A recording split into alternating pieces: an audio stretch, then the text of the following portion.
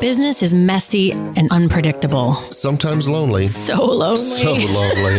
And inspiration can often come from really weird places. We pick up where the bullet point blogs and the highlight reels leave off. We start with the stories. Welcome back to So Here's My Story. I'm Jodi.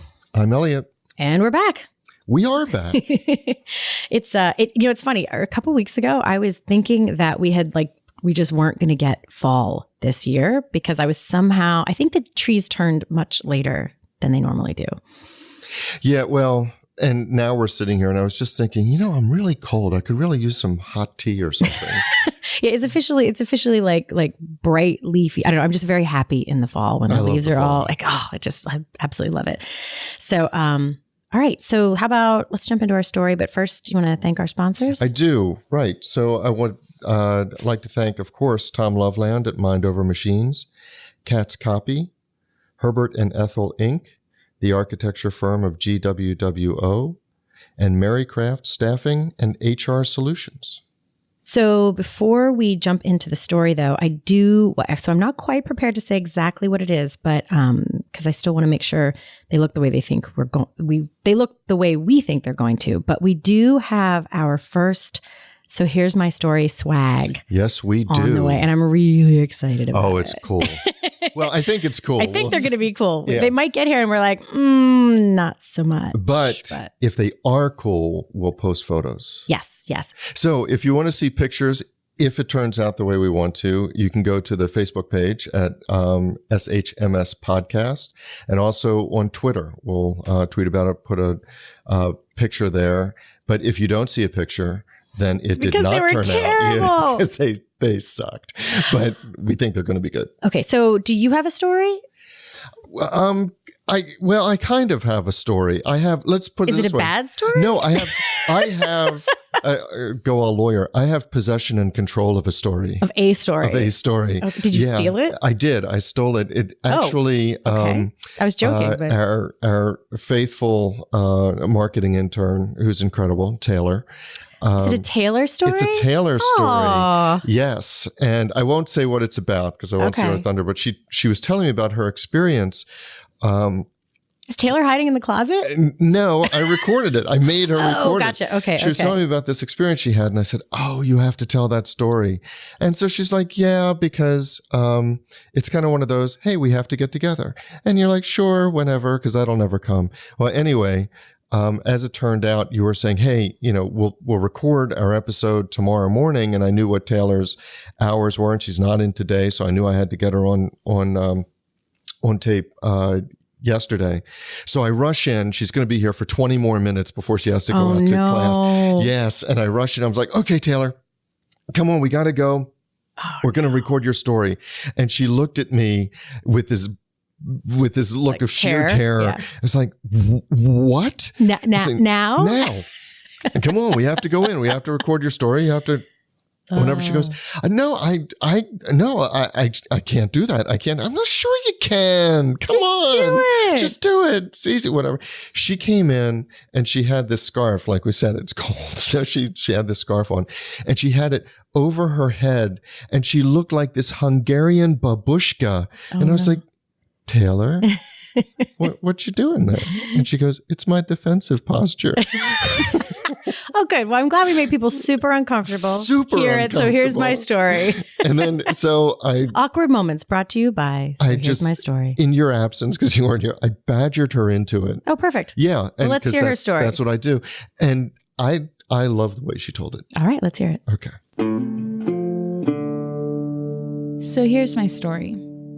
My dad and I were going to look for my first car. We decided to go to a couple of dealerships in my hometown just to find the best option, the best prices, because we weren't really sure what we were looking for. So we ended up going to a couple different ones, but one in particular stood out to me. And the reason that is because even though it was my car, the salesperson decided that he didn't want to talk to me directly. And so I'll explain that. Basically, we had gone there one time before, just to look at a couple different cars. We were trying to figure out which ones we would potentially want to come back and test drive. So we had picked out 2 or 3 of them and decided to come back a few days later to the same salesperson. So then we had met with the gentleman and we decided that, okay, we were going to test drive A, B, and C. Turns out that he couldn't get 2 of the 3 cars started and decided to direct all of the questions about where we were going to go from there to my dad instead of me. So any questions that I had were all directed to my dad. Any complaints that I had would go to the salesperson, then he would rebuttal to my dad. Nothing would go directly through me, probably because I was a 21-year-old girl who was trying to ask questions about cars and didn't think I was very qualified to get the answers. So we had finally gone on a test drive because he was able to get one of them started miraculously. And so we started driving around, and keep in mind, this is my hometown, so I know this area very well. While he was sitting in the back seat telling me which lanes to get into, when to turn, when to stop, when to go. And then when we were driving along, he says to my dad, "Well, she's doing very well for a lady to drive this big car." So immediately I was just floored, and not the car. I didn't floor the car. I was floored myself. And so he continues to ask my dad, "So what do you think about the car?" Meanwhile, I was the one driving. And my dad kept saying, "This is her car. This is not about me. It doesn't matter what I think. This is whatever she wants to do." And he continued just to persist to ask my dad what he thought about everything, how he felt it was going, how he felt the car was driving. So it got to the point where I didn't even care what cars he had that could start or what cars were on the lot. He could have the most perfect price, the most perfect car, all the features that I wanted. I didn't care. I didn't want to buy from him. He had gotten me to the point where I was so frustrated and annoyed that I couldn't take control of this, and that it was all directed through my dad. And just because I was a young girl that I didn't know anything, which granted I don't know that much, but it was made very clear that this was all about me.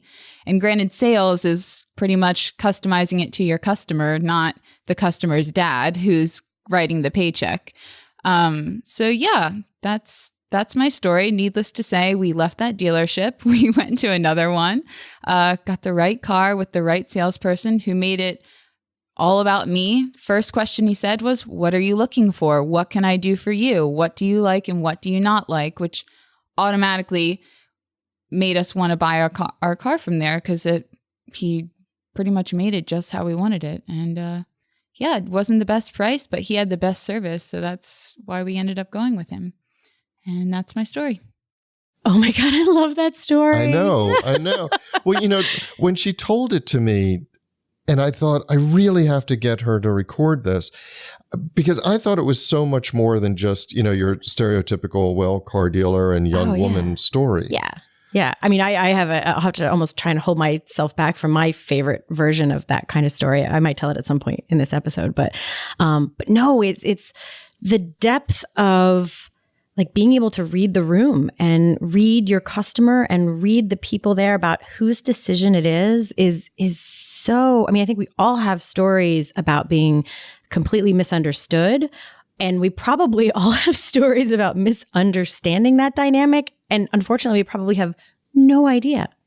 Like that car dealership guy, the first guy, is not sitting somewhere saying, "Boy, I really missed the boat on hearing who my customer was." Like he's probably sitting there thinking, do we need to lower our prices? Do we need, he has no idea. Well, I think that there are two things of which he may be ignorant. One is... there might be four or five. There might be several, yeah. But the one is certainly what you were talking about. But the other, I think he's completely ignorant of his own implicit bias, because I bet you if you ask him, he would say, "No, I approach all of my customers equally," or however you frame the question. Absolutely. But really, when it comes to actually walking the talk, he has an incredible amount of implicit bias, which is, well, little girl, just sit to the side and let the men talk. Right. And to be completely fair, because I think something is lost if we just demonize this guy or this particular kind of story, because you miss the opportunity. I guarantee you all of us do this at some level, somewhere, somehow, sometime. It may be something as innocent as he may have a daughter exactly Taylor's age, and it might be hard for him to ever, think she may never seem grown up to him. My grandfather, no matter how old I get, I can tell by the way he has conversations with me when I talk about finance or wills and things like that. He thinks I'm 5 years old. That's just always going to be the case. No, that's true. And it can go the other extreme because it can be extremely dangerous. I mean, for example, the American Bar Association has done a nationwide survey of judges with the sole purpose of uncovering implicit bias. In other words, and in their world, do you automatically, even if you don't admit this to yourself, do you automatically think the minority is more probably guilty than the white male or whatever? And the way the questions had been framed, and I can't say I'm here, I don't know them, but the way they've been framed to avoid that kind of loaded question are startling in terms of even people who are paid and pride themselves on neutrality.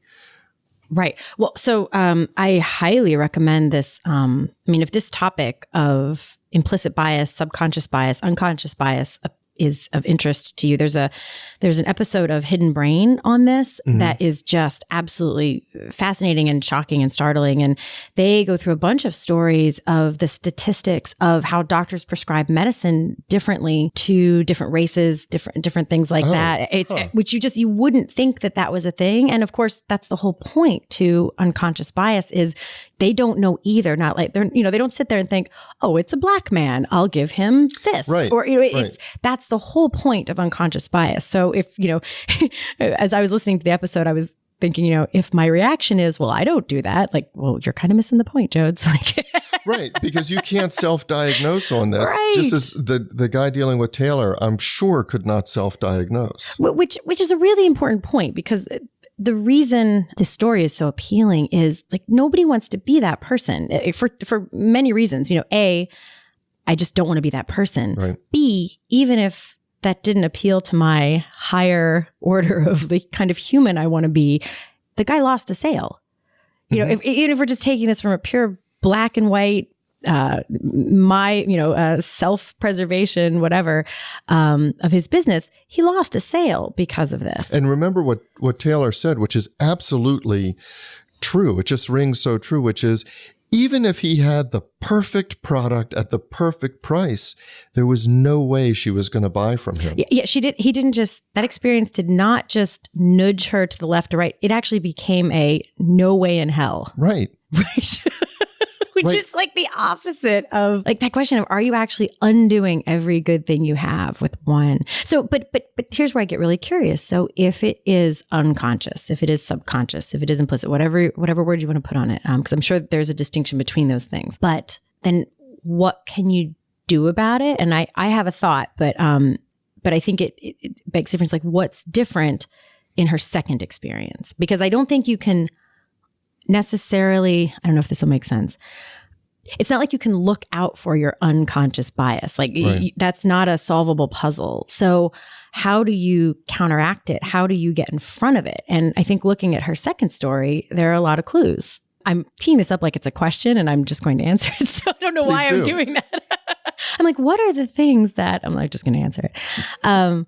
To me, the big distinction is being curious, seeking to understand and coming at things not from not trying to show up being impressive with everything you already know, but just coming to the table almost empty-handed, saying hey, what do you need? What do you like? What do you care about? And it's just a very different come from altogether, I think. Well, I think it's that. I also think you have to become a student of human behavior. You have to be willing to be a student of human behavior so you can read the room. So to me, a lot of times it comes up in the most stark relief when I'm consulting with a family-owned business. And so I've got the principals in my conference room, and it might be husband and wife, it might be multi-generations, whatever it is. But there's always, of course, a business dynamic and a deep family dynamic. Oh, yeah. And I really try and watch for the people who give off the cue of, I've got something to say, but nobody's going to listen to me anyway. Right. Or I'm not allowed to say it, or I wish I could say this, or whatever. And I think you have to be curious, because I'm sure, you know, when Taylor and her father were in the showroom, just standing there talking with the salesperson, I'm sure Taylor gave off some cues of not being heard, of her irritation, of when she hit the no way in hell moment. So I can tell you exactly what those faces look like on Taylor. Can you now? Can. Or not so much the not being heard, because I think we do a good job of hearing her. But I could definitely, I mean, she's obvious when she gets frustrated. Like, yes. You know, you and I can throw out a million different ideas for things, and obviously that can be frustrating. Like she's not someone with a super intense poker face. No, but I guarantee there were clues. But for us, at this point, she's like, okay, you two need to stop now. So she's not giving off clues as to where she is. Fair enough. But I will say, you know, if I were guessing, there were probably some, to be fair, there were probably some mixed signals. Like she probably didn't walk in and say the first thing to the guy. You know, so there were probably some moments that this guy picked up on that made her seem like the daughter there with her dad, and that dynamic could read as one scenario. And so I don't think, because there are plenty of daughter-dad situations where the dad would be making the decision. I mean, it's not that he was guaranteed wrong. It's that he misread the situation. And to me, even if you misread a situation, the minute it's not that you pick up on clues you think you have, it's ignoring the clues that follow. Like the minute she asks a question, her question matters. Like that's the part where it really starts to get fascinating to me, of how you, like, even if you think you know who the decision maker is, you still address and acknowledge the other people in the room. Like that's where I think you can really, like, staying curious about everyone. Right. Well, I think that's because a lot of people make the decision that it's binary. Is this decision maker? Yes, no. But you're right. When Taylor walked in, she probably did defer to her father in certain things. She said in her story that her father was writing the check. Right. So Taylor knows that she may have looked at him when a couple of questions came up. Maybe. Right. I don't know. Taylor knows she can't buy the Maserati in the corner. Right. And it's her father who's setting the price point. And so there had to be, I'm just guessing, I wasn't there, but there had to be certain times when Taylor would defer to him. Just like in a meeting, a person might defer to the guy whose name is on the door, or the woman who started the business. But that doesn't mean the other people in the room don't have input, aren't decision makers, couldn't block the decision. Couldn't block the decision. I mean, in my past life with an organization, there was somebody that we did some business with that, I still to this day don't exactly know what this woman's role was. I think because she attended most of the leadership team meetings, but she was not officially on the leadership team. I actually think that maybe she was the office manager. Mm-hmm. She wasn't the receptionist, but I think she was like an office manager or some sort of generalized keep the plate spinning and the business humming kind of person. They weren't big enough to have like an operations, COO kind of thing. But and I will tell you right now that while she was in no official capacity the decision maker, she had more power than anyone in that room to veto something. If she thought it was a bad idea, you were toast. Like, and that was it. She wasn't always, if she said yes, then that didn't mean you got a yes. But if she said no, it meant you got a no. And that's a completely informal dynamic that fortunately we picked up on pretty quickly, but it wasn't obvious right at first. And we could have really played our cards on, because she was not a fan of our stuff at the very beginning. And fortunately, we were listening to everyone. So it is really important, because I see that so often. I mean, even in my small firm, I may make a decision. I'll give you a stupid example. I may make a decision that I'm going to switch banks or something like that. Now, I could decide that from a 10,000 foot view, because I like the banking relationship with this particular person, or we're doing business with them, whatever. But I'm not the frontline person here who's responsible for doing all of the logistics that are inherent in switching banks. Right. And so if somebody in my organization, if Tammy or Ruth hear something that is going to make it impossible to do what we do or make it very difficult, their veto is my veto. Right. But if somebody's pitching me, they see my name on the door and they're like, oh, well, I guess maybe I just have to get his yes. And that's not true. Yeah. So, I think we're talking about this just in terms of kind of like getting a sale or not getting a sale. I think there's something really important here too about just any kind of buy-in in your team or your company. I think in any kind of leadership situation, even where you're just wanting someone to understand the direction you're taking things or what you want from them. And if you're missing the clues about anything with them, if they're sticking their oar in the water and you're not noticing it, it's going to come back to bite you. It will. So I guess my question harkens back to what you had teed up last time, just a couple minutes ago, which is, okay, so if you can't read the subconscious clues that you're giving out, if you're not the best one to tell that you have an implicit bias, then what do you do? Or organizationally, is there a way for a business to go so that, let's say this car dealer doesn't continue to lose sales for the same reason? What do they do? I'm sort of repeating myself from before, but to me, this is a widely applicable solution to a lot of things, which is seek to understand first, like be curious and ask questions, like as a first step to most things. I think it's a shortcut hack to avoid tons of problems. Because here's the other issue. I spent 17 years with an architecture firm. When I work with an architecture firm now, in the work that I do now, I have to be really careful that I don't jump to conclusions. Because I think one of the things that my current clients value is that I uncover things, I see things, I make connections with things that they can't see because they're so in it. Because I know a lot about that industry, I have to be really careful that I don't jump to conclusions or make assumptions or whatever. I have to be even more curious because I could be like, oh yeah. Here's what you do in that situation. Dun dun dun. And I philosophically don't think that's as valuable, but I have to that's it. I have to like counter steer my own knowledge. So if you can, and that's when we talk about bias, it's what feels like knowledge in our brain. We think we know something and we're wrong.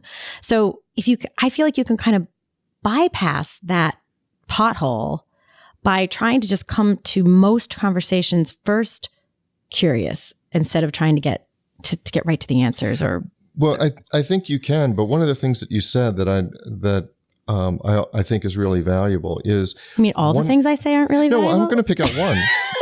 How can you pick just one? I know it's hard. I have that skill. So proceed. One of the things that you said was that the value that your clients see to a large extent is that you can ask these questions and you can be curious about what's going on and you don't come with the preconceived notions.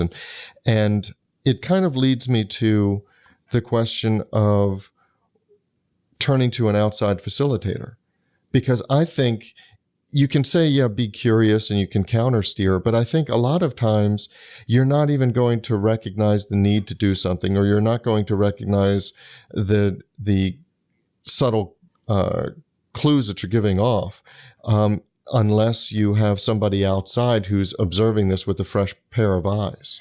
Well, observing it with a fresh pair of eyes, and I'll tell you the other thing that when I'm facilitating, I'm able to do is watch watch all the tailors for all the signs that they're giving off that they're not being heard, or that they're not in the game, or that something's going wrong. I mean, there's a lot of value in having a third party who can monitor those things for sure.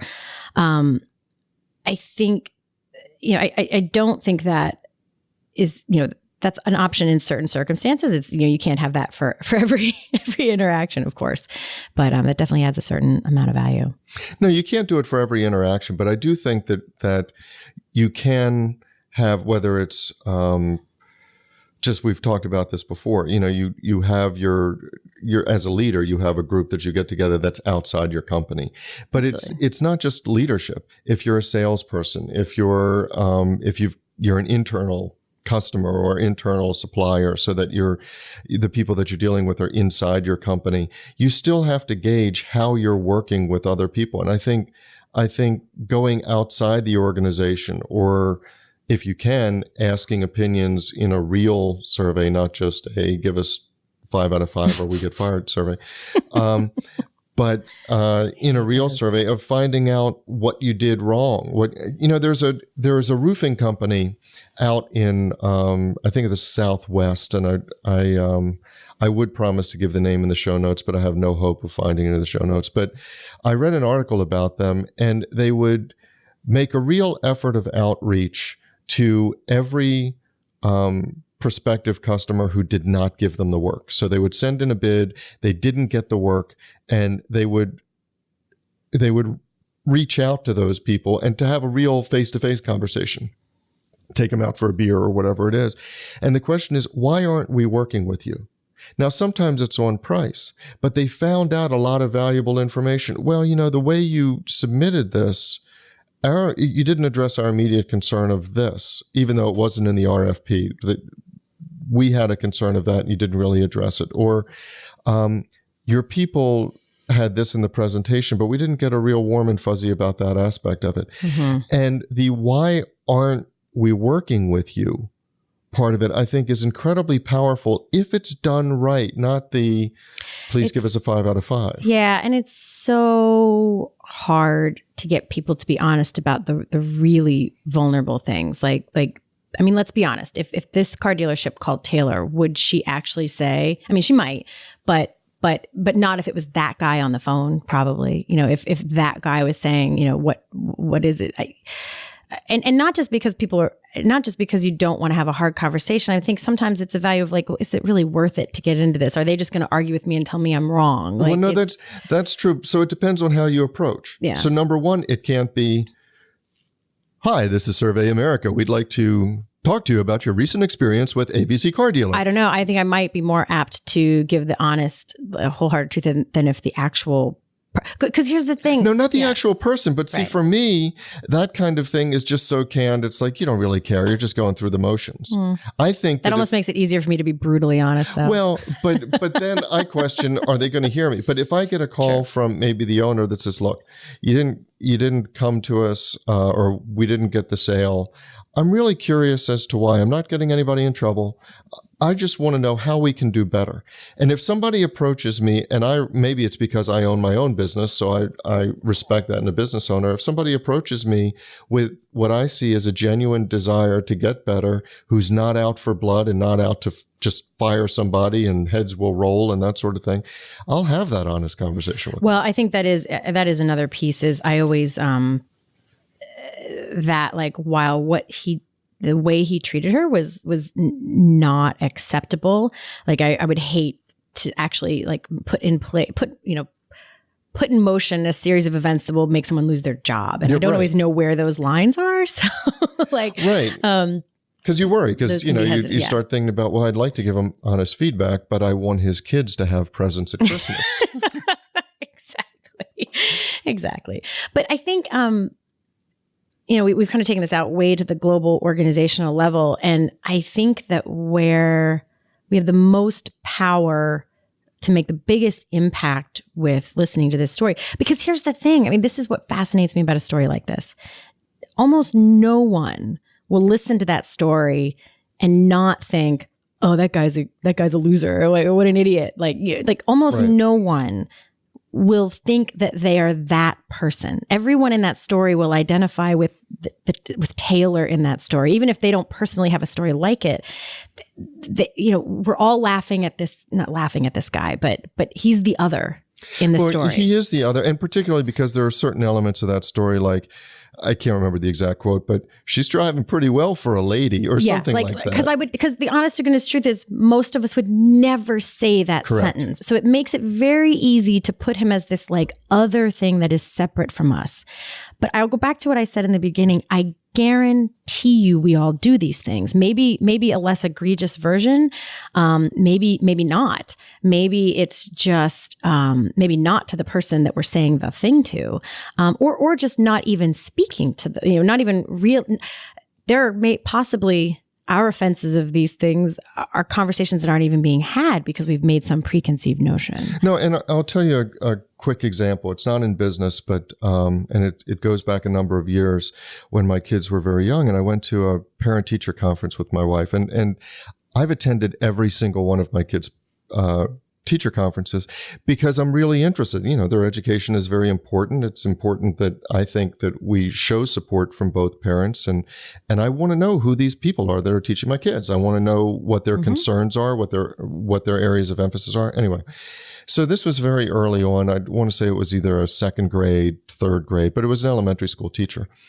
And we had this meeting with her, and maybe it was about half an hour or so.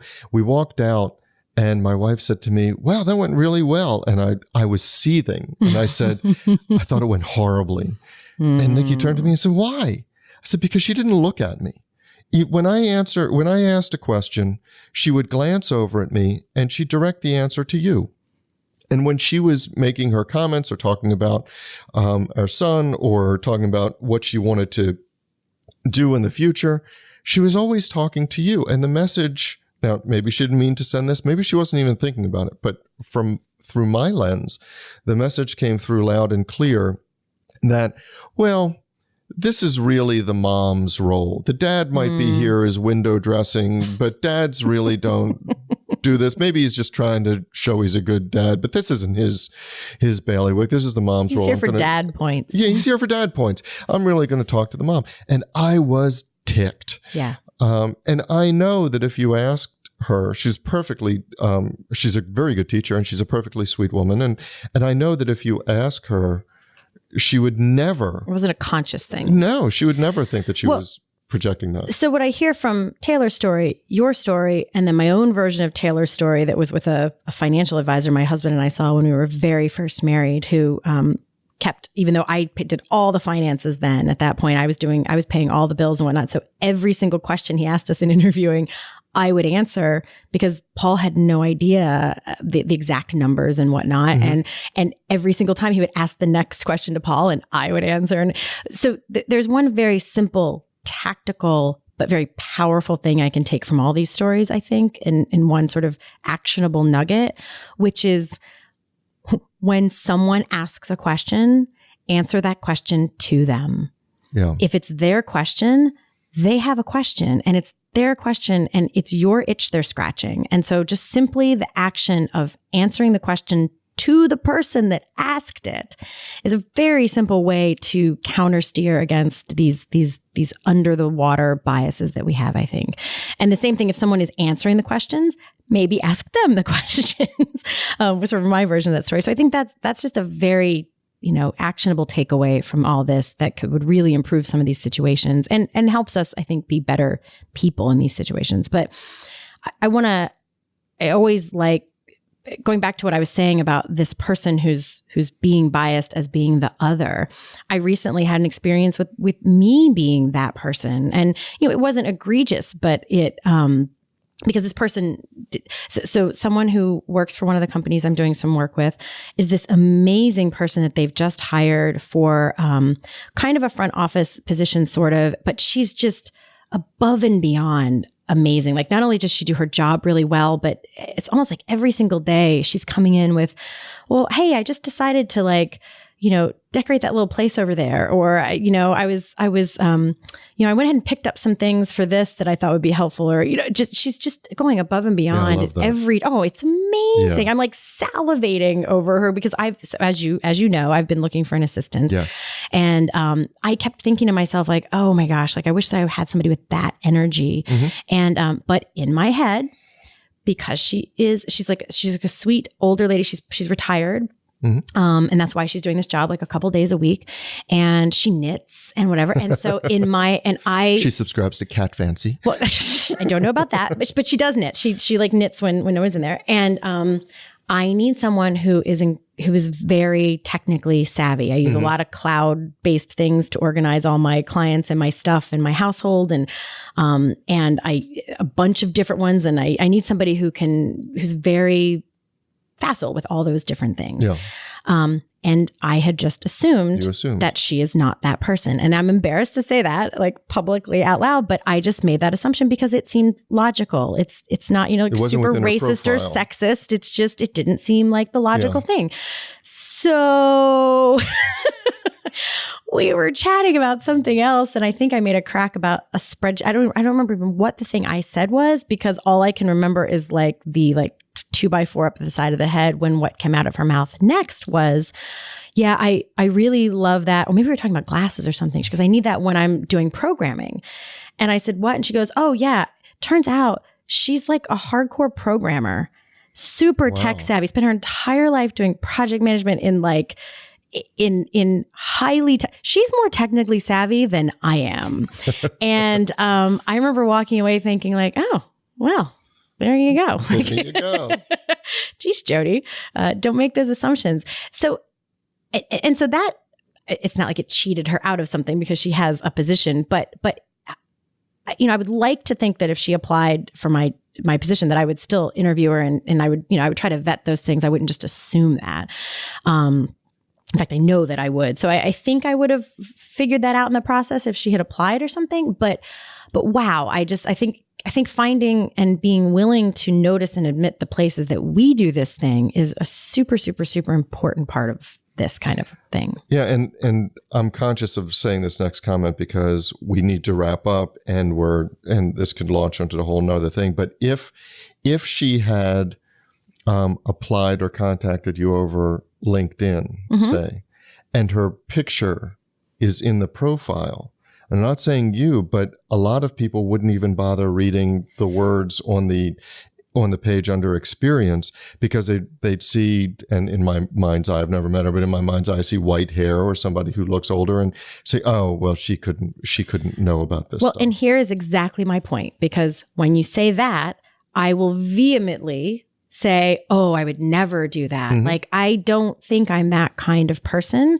and I'm not consciously that kind of person. The fact that I'm even using those words, that kind of person, makes it this other. Yeah. And yet what I cannot ignore is I did it.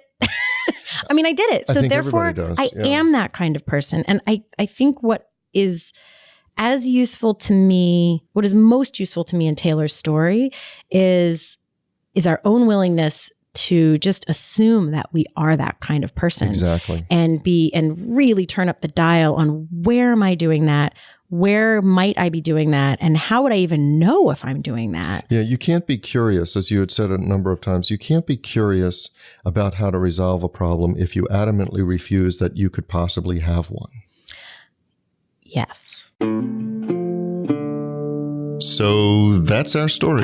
Thank you so much for joining us today. We're so grateful for everyone who's listening in, and we're especially grateful to all of our patrons who've joined us over at patreon.com to support our efforts here.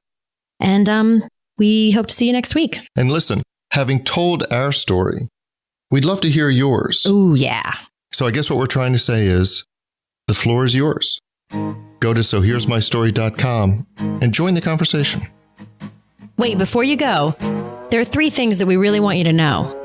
First, you can find show notes and links to all of the random things we happen to mention during the episode by visiting our website, sohere'smystory.com.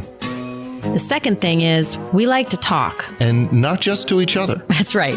So what we really want to hear is your story. So while you're there, you'll also find links to connect with us on Facebook, Twitter, and other ways to contact us with questions, suggestions, or even to share your own story. And if you love the show and want to support future episodes, you'll also find the link to our Patreon page where we share our extra bonus content. Or if you can't support us financially, it'd be great if you could leave us a 5-star review at iTunes, Stitcher, or whatever podcast service you use to listen to us. And be sure to tell all your friends. Until next time.